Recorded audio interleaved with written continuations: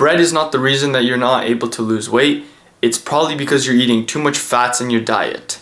In today's video, we're going to talk about the 3 macronutrients, proteins, fats, and carbohydrates, and how carbohydrates aren't necessarily the thing that's provoking you from losing weight.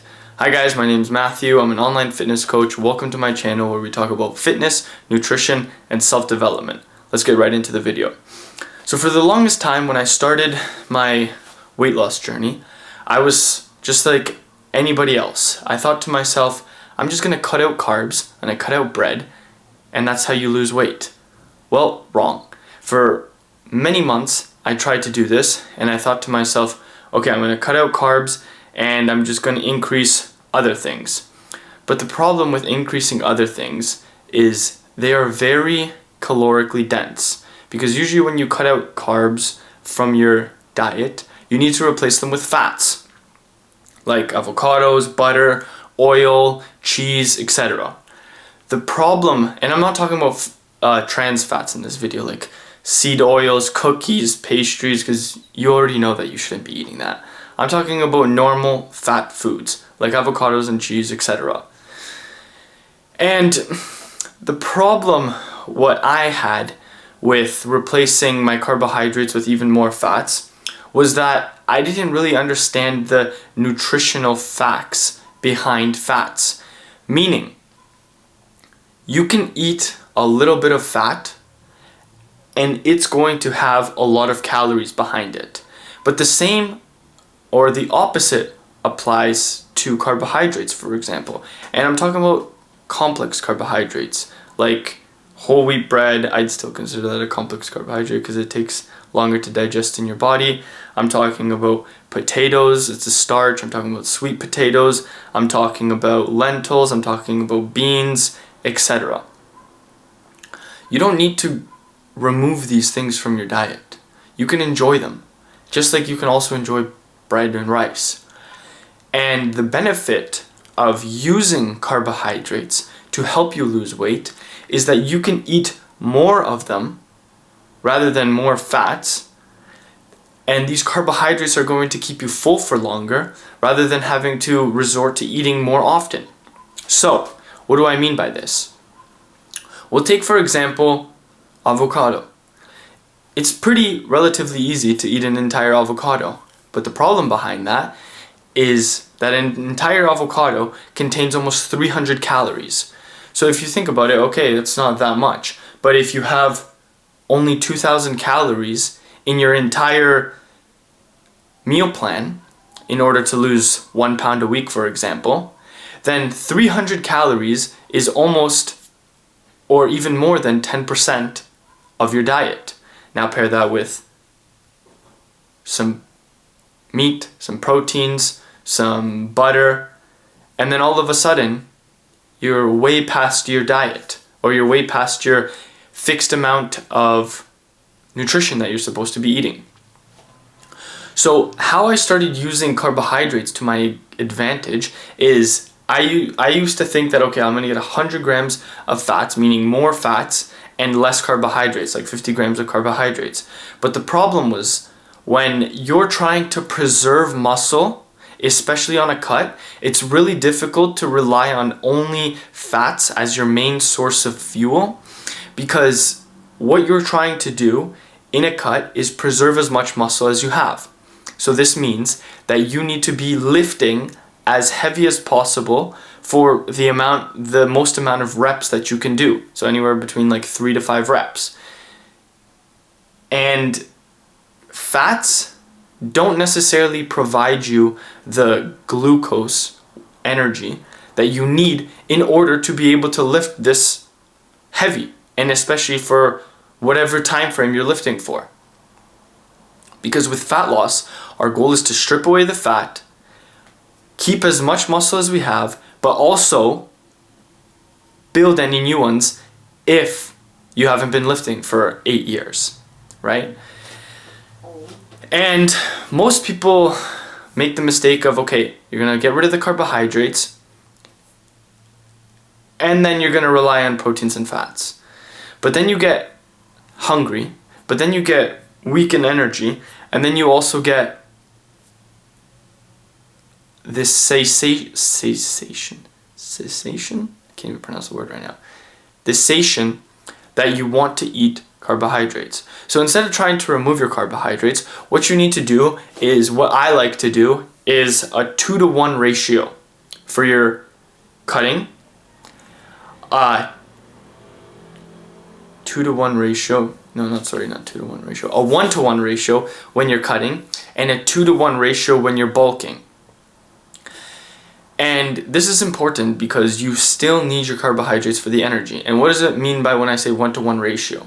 So usually a 1-to-1 ratio means 1-to-1, the same amount in gram wise. So 180, what I'm currently eating is 180 grams of protein paired with 180 grams of carbohydrates, because no matter whether you're trying to lose weight or gain weight, you want to keep your protein at your body weight or your lean body goal weight. So if your lean body goal weight is 170, eat 170 grams of protein. I'm just eating 10 more grams because I'm extra on my protein. Just why not, right? So I'm always keeping 180 grams of protein whether I'm trying to gain weight or lose weight. And then the only thing that fluctuates is my carbohydrates. I eat 180 grams of carbohydrates, matching my 180 grams of protein. This way I still have some energy throughout my lifts and I can still perform energy and high intense workouts.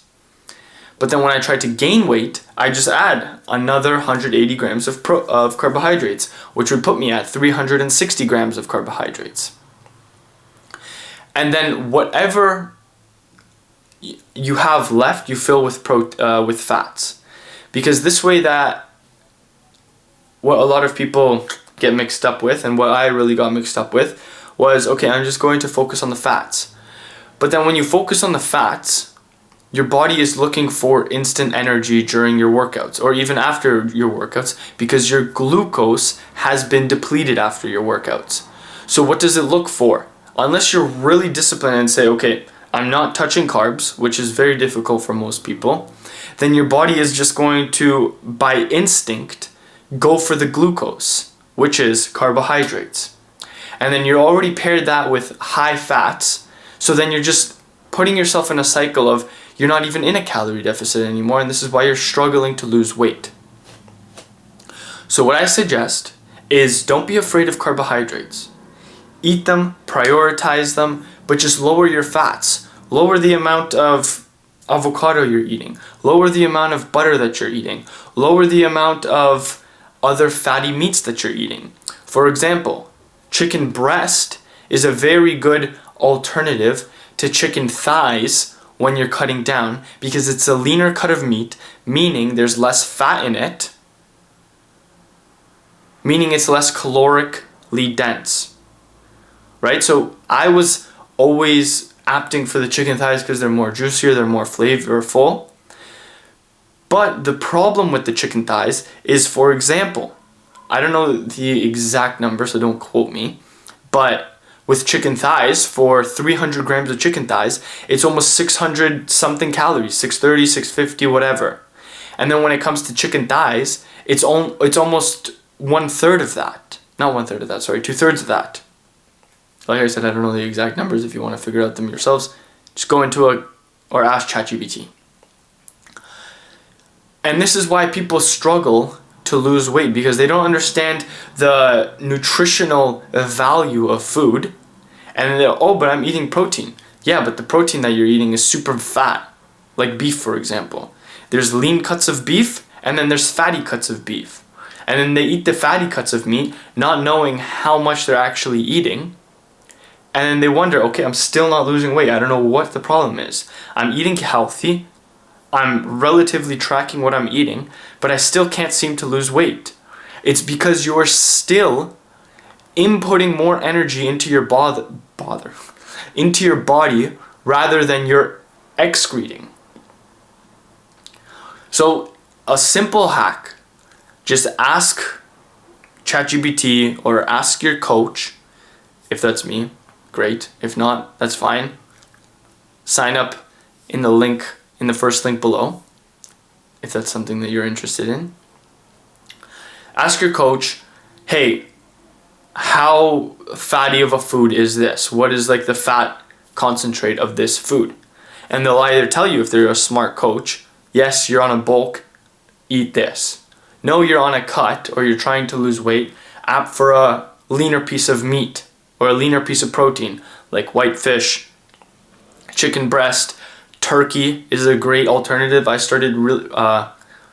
started including turkey in more of my into my diet in the morning for breakfast, because I can eat a lot of it and it has only like 400 calories, like 250 grams of turkey. Doesn't have that much calories, and then you can overload on this, hit your protein goals, keep your muscle, keep your strength relatively, without having to go over your calorie count.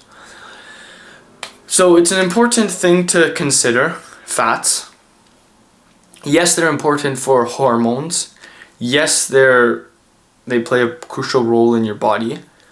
But you can still live without as much as you're intaking right now.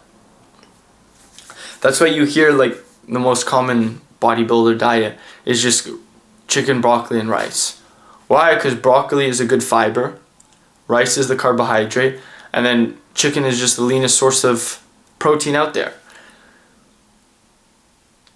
So if you're struggling to lose weight, this could be one of the major things that you can look into your diet, assess what you're eating overall through the week, see if you're eating maybe too much processed cheese or just too much cheese overall, too much high fat yogurt. I suggest Greek yogurt. It's very low on fat, especially if you get the 0%.